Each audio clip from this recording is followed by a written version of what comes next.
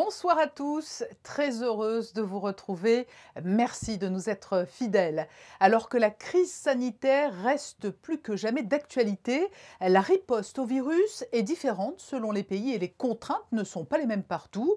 Nous nous rendrons dans ce journal à Londres pour y retrouver l'ambassadeur de Monaco au Royaume-Uni. Evelyne Ginta nous expliquera notamment quelles sont les restrictions qui s'opèrent pour les ressortissants étrangers qui se rendent outre-Manche.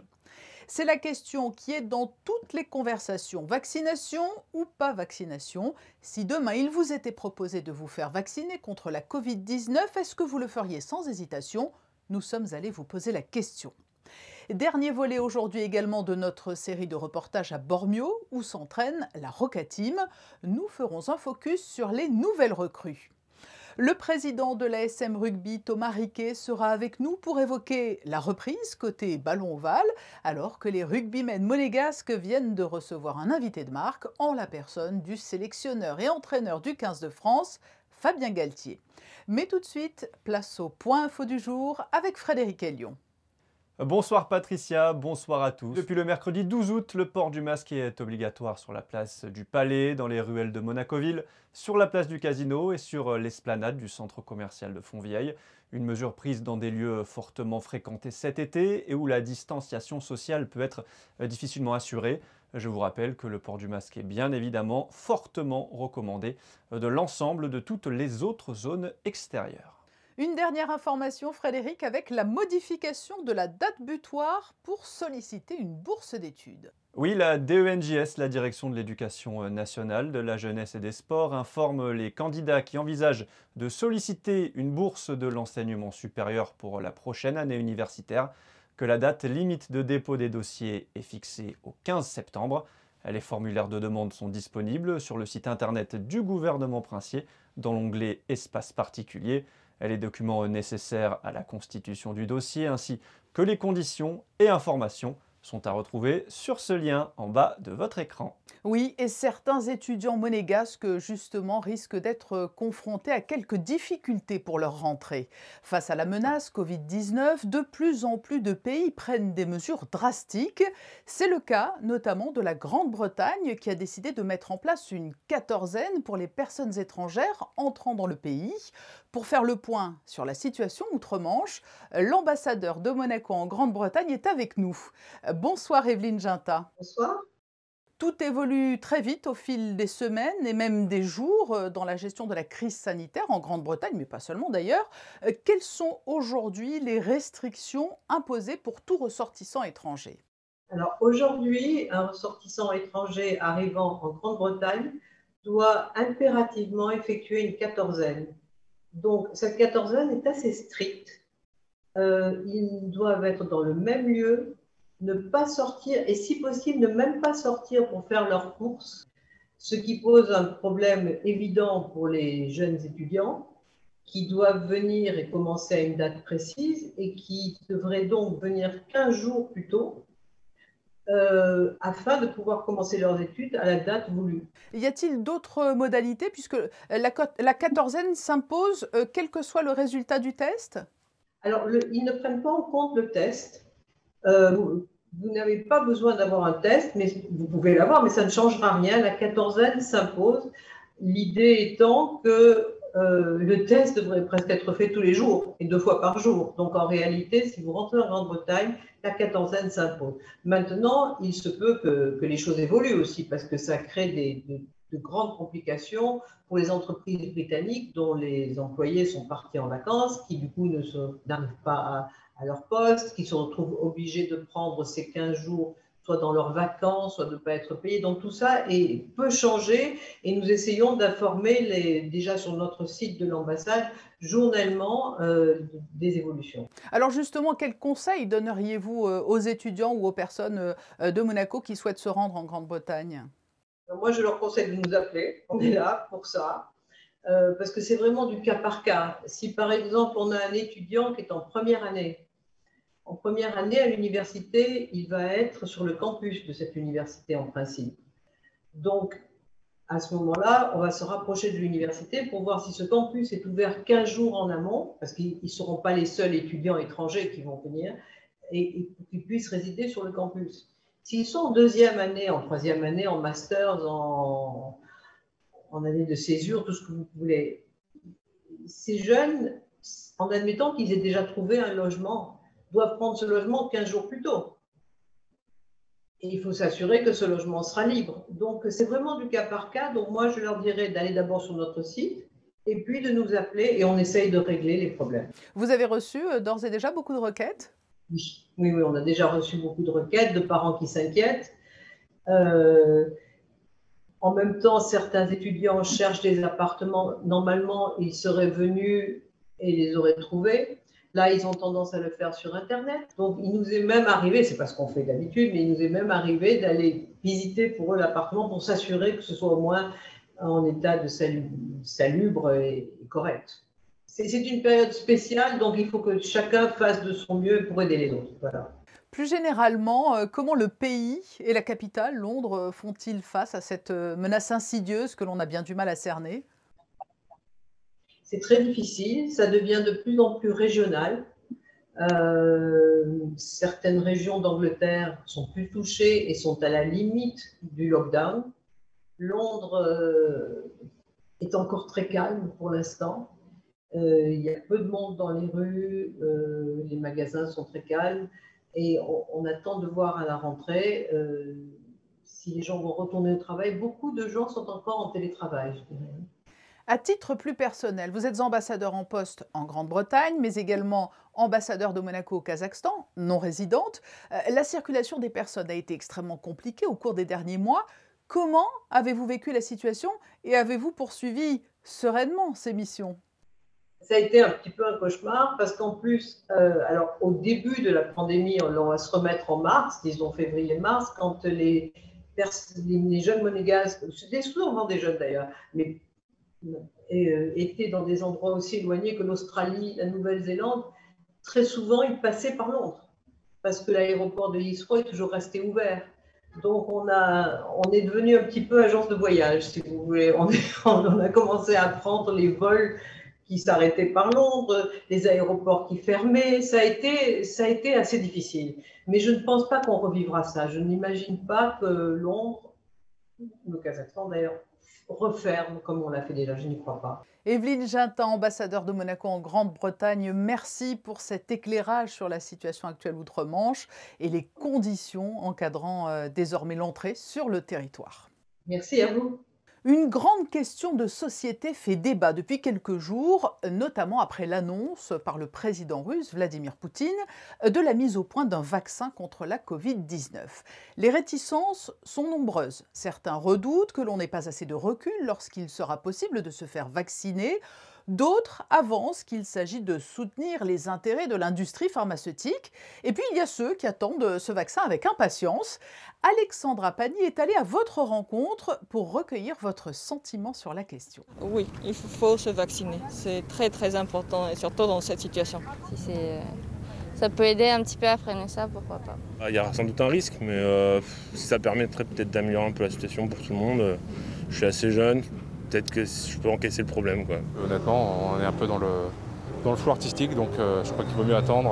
Et pour le moment, on porte des masques et on fait avec. J'attendrai qu'on soit sûr que le vaccin ait un effet positif sur la maladie, enfin sur le Covid-19. Et ensuite, pour mes enfants, j'attendrai encore plus. Parce qu'après, on n'a pas de suivi, on ne sait pas ce que ça donne plus tard. Non, je ne souhaite pas me faire vacciner. Tout simplement parce que je trouve ça trop rapide et que généralement les vaccins qui sortent, c'est beaucoup plus long. Nous allons ouvrir le chapitre sportif de ce journal. Tout au long de la semaine, nous vous avons emmené en Italie, à Bormio, au camp de base de la Rocca Team qui y prépare sa saison. Frédéric Elion était en coulisses hier encore avec les basketteurs monégasques. Il a suivi tous les entraînements. L'occasion aussi de découvrir les nouvelles recrues dont on attend beaucoup. Oui, il est encore trop tôt pour dire si cette année sera une année de transition ou si, comme depuis sa remontée parmi l'élite du basket français, la Rocca Team jouera les premiers rôles en championnat et en Europe. Parmi l'effectif de l'an passé, 3 joueurs seulement sont toujours là, Dibost, JJ O'Brien et Willy Guettet. C'est donc presque une toute nouvelle équipe que coach Mitrovic est en train de façonner ici à Bormio pour le traditionnel stage de pré-saison. Parmi les recrues, des CV très intéressants comme Marcos Knight, le MVP du dernier tournoi final du championnat allemand. I know Monaco is definitely a traditional team as far as winning, and that's my main focus, definitely winning and helping my teammates get better, and like I said, winning for sure. That's my main focus. Everybody is new to me, so it's going to be a great experience getting to know each other again, playing with each other and having fun. I feel like we're getting a really good team chemistry. We're getting to know each other on and out the court. Everybody likes each other, which is great.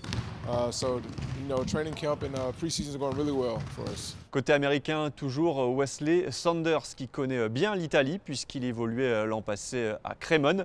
Il vient ici à Monaco pour franchir un nouveau palier. This is the next step in my career and kind of the next level. And so I'm definitely excited to, continue the tradition of winning here in Monaco. It's funny because this is actually a team that I had told my agent that I would have loved to play for even before I knew that they were interested in me. I just knew that Monaco was a great place and a very high-level team. And so I thought that, it was kind of the best of both worlds. So, live a great lifestyle and win games. It's really great. Et avec le très prometteur Abdoulaye Ndoye, la base arrière monégasque à fière allure, pendant ces 15 jours ici à Bormio, les joueurs vont travailler leur physique, leurs automatismes et essayer de créer cette fameuse alchimie si importante en basket. Premier match amical le 1er septembre, ce sera contre Antibes. Et nous serons bien évidemment, Frédéric, au rendez-vous pour nous en faire l'écho. Après le basket, le ballon ovale. Le mois d'août est synonyme de reprise aussi pour les rugbymen monégasques. Le président de l'ASM Rugby est notre invité. Thomas Riquet, bonsoir. Bonsoir, merci de nous recevoir. La reprise est effective pour l'ASM Rugby depuis le début du mois, mais c'est une reprise progressive. Tout à fait, c'est une reprise étape par étape après de longs échanges avec la DASA, l'Éducation nationale et le gouvernement. Et une reprise en rapport avec le protocole sanitaire qui a été faite avec beaucoup de prudence, beaucoup de vigilance de notre part, avec beaucoup de prévention auprès des joueurs pour qu'il y ait un changement des comportements. Et puis on a repris en effectif réduit d'abord et puis là en effectif complet. Donc on fait presque du rugby. Combien de sections et combien de licenciés au sein de l'ASM Rugby? Alors, nous avons 325 licenciés, donc des moins de 6 ans jusqu'aux seniors. Et depuis 2 ans maintenant, nous avons une section féminine. Nous sommes très fiers, avec un gros travail de Fabien Cabin qui a été à l'initiative de la création de cette section. C'était du rugby qui plus est féminin. Donc on est très fiers d'avoir 40 licenciés filles aujourd'hui qui nous apportent beaucoup au club. Et l'équipe dont on suivra plus particulièrement le parcours cette année, c'est celle qui évolue en Fédéral 3. Quelles sont vos ambitions après, il faut le souligner, 8 montées en 10 ans? Oui, on a un club très enthousiaste, très dynamique, ça on ne peut pas nous l'enlever. Après, on garde beaucoup d'humilité. L'année dernière, on est monté en Fédéral 3, c'était une étape très importante pour nous, pas que pour l'équipe senior, parce que souvent on en parle un peu trop, mais pour tout le reste de la section, parce que voilà, maintenant on fait partie des institutions un peu reconnues dans le rugby, la communauté des clubs qui sont des vrais clubs de rugby, avec un respect des cahiers des charges des enfants, la formation, une école d'arbitrage des filles. Voilà, donc c'était important pour nous. L'année dernière, c'était une saison un peu plus compliquée, puis on voulait se maintenir à ce niveau-là et prouver qu'on avait notre place. Donc tout le monde a travaillé, puis ça nous tient au cœur de nous appuyer aussi sur la formation monégasque. Donc c'est très important pour nous d'alimenter l'équipe première. Donc on essaye de faire les choses bien et prudemment et étape par étape. Fabien Galtier vous a fait l'amitié de venir assister à l'entraînement du groupe cette semaine. Le sélectionneur de l'équipe de France a prodigué de précieux conseils à vos joueurs. Oui, après, ça s'est fait un petit peu dans la précipitation. C'était une belle surprise en tout cas. C'était pas prévu, mais on voit encore une fois que les stars de notre sport, ou en tout cas les grandes personnes du rugby sont capables de venir voir les petits clubs amateurs comme nous. Ils sont curieux de voir des clubs aussi qui font exister le rugby dans les territoires qui n'étaient pas forcément à la base. Donc c'est très bien pour nous, en plus de la volonté politique, mais d'avoir des gens comme Fabien Galtier, comme l'équipe de France qui est venue l'année dernière, comme Thierry Dussautoir qui est venu l'année dernière, de voir des gens qui viennent nous filer un coup de main, ça c'est sûr. C'est très bien pour nous, c'est très bien pour notre staff, c'est très bien pour nos joueurs. Et la formation monégasque qui se nourrit de ça aussi, qui a encore beaucoup de choses à apprendre. Et quand on a les gens comme ça, on est tout ébahi, on a les yeux grands ouverts et on apprend. Ce n'est pas le Sud-Ouest, mais Monaco est devenu une terre de rugby. Oui, après, il y a un gros travail du club, mais il y a aussi d'autres 2 entités. Il y a la Fédération monégasque de rugby qui travaille aussi énormément. Il y a le Monaco Rugby 7 qui s'est créé aussi. Et c'est un seul et même rugby, le 7 et le 15. En tout cas, on travaille main dans la main. et pas que pour les paillettes, aussi dans la formation et dans le cœur du rugby monégasque. Et une volonté du Palais Princier que ça avance avec Oui, parce que nous avons un couple princier qui est passionné par le rugby, hein, que ce soit le prince Albert II ou la princesse Charlène. D'ailleurs, les valeurs du rugby sont souvent mises en avant dans les projets que soutient la Fondation de la princesse. Tout à fait, on les en remercie effectivement, mais la princesse est sud-africaine et est favorable à ce sport. En tout cas, elle est bienveillante avec le rugby. Donc, voilà, qui a au-delà de l'aspect sportif des principes d'éducation qui sont assez forts. Et Monseigneur, qui est effectivement ancré dans le sport, et notamment dans le sport olympique. On le sait que le rugby à 7 est rentré sport olympique depuis quelques années maintenant. Et voilà, donc tout ça fait qu'aujourd'hui, on arrive à imposer, mais à faire exister le rugby à Monaco, qui est bien plus qu'un sport dans une principauté qui est favorable. Donc c'est une bonne chose. Le tout prochain rendez-vous, le rendez-vous compétition pour l'équipe de Fédéral 3, c'est début septembre. On a le premier match officiel le 12 septembre. On a 2 matchs amicaux contre notre voisin grassois, donc ça sera un derby. Et voilà, tout le monde a à cœur aujourd'hui de reprendre la compétition. Il y a eu beaucoup de frustration cette fin de saison dernière. Voilà, les gens, ça fait 4-5 mois qu'ils n'ont pas fait de rugby, ils ont envie de jouer. Ils ont envie d'être ensemble. C'est triste de dire ça aujourd'hui, mais voilà, les gens, ils ont besoin de ça aussi, de ce cadre associatif, ce lien social qui se crée. Et surtout, ils ont envie d'en découvrir. Donc, on est tous impatients. Et vous êtes optimiste parce que là, je fais appel à votre deuxième casquette de médecin. Vous pensez que cette reprise sera pérenne, durable, malgré la menace du virus? On essaie de travailler dans les meilleures conditions possibles en termes d'organisation de match. Je parle. Donc, on travaillera à huis clos s'il le faut. On a juste besoin de faire du sport sans public, c'est pas grave. On trouvera des solutions différentes, mais en tout cas, on a besoin d'avoir 15 joueurs contre 15 joueurs sur un terrain de rugby et que les gens puissent s'amuser et jouer à nouveau. Et nous vous suivrons avec grand plaisir. Thomas Riquet, président de l'ASM Rugby, merci d'avoir été notre invité pour évoquer cette rentrée des rugbymen monégasques. Merci à vous de mettre notre sport en lumière. Il était à Bormio en début de semaine, il nous rejoint en studio. Place au point info pratique, Frédéric Hélion. Un anniversaire, Patricia, ça se fête, et pour les 50 ans du Théâtre du Fort-Antoine, les festivités durent tout l'été avec un prochain rendez-vous vendredi, la cuisine des auteurs, place du marché. Vous pouvez retrouver Jérôme Pouli, sociétaire de la Comédie Française, pour une ode à la gastronomie, entremêlée de différentes lectures, avec du Rabelais, Baudelaire, Prévert et bien d'autres grands noms de la littérature française. 2 autres idées sorties toujours. Des boutiques ouvertes jusqu'à 21 h, un happy hour entre 18 et 20 h, différentes animations musicales. Vous pouvez toujours profiter des jeudis du Rocher, Patricia, du côté de Monaco-Ville. Et si vous êtes vers la place du Casino, les Garden Evenings se poursuivent tous les jeudis de 18h30 à 22h30 jusqu'au 21 août, avec bien sûr un port du masque obligatoire dans ces 2 zones. Oui, il est toujours important de le rappeler. Le tour du monde des réseaux sociaux en moins d'1 minute, c'est tout de suite.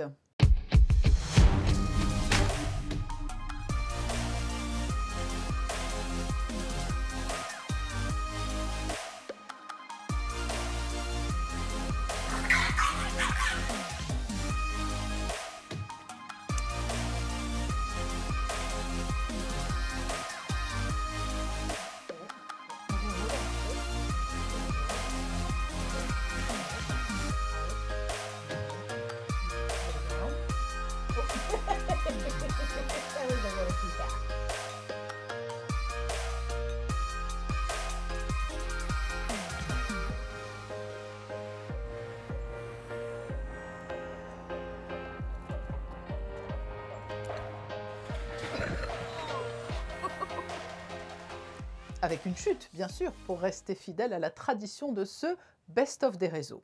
Est-ce que le bleu sera de mise demain dans le ciel? Quelles sont les prévisions météo? Une très belle journée, Patricia, à part de rares nuages. Le matin, le temps sera bien ensoleillé. Il fera 25 degrés dès 9 h du matin. La température grimpera à 28 dans l'après-midi. Pour ceux qui décideront de profiter du soleil à la plage, l'eau sera à 27. Le soleil se lèvera à 6 h 40 pour se coucher à 20 h 25. Vendredi 21 août, nous fêterons la Saint-Christophe. Saint-Christophe, le saint patron des voyageurs. Merci Frédéric.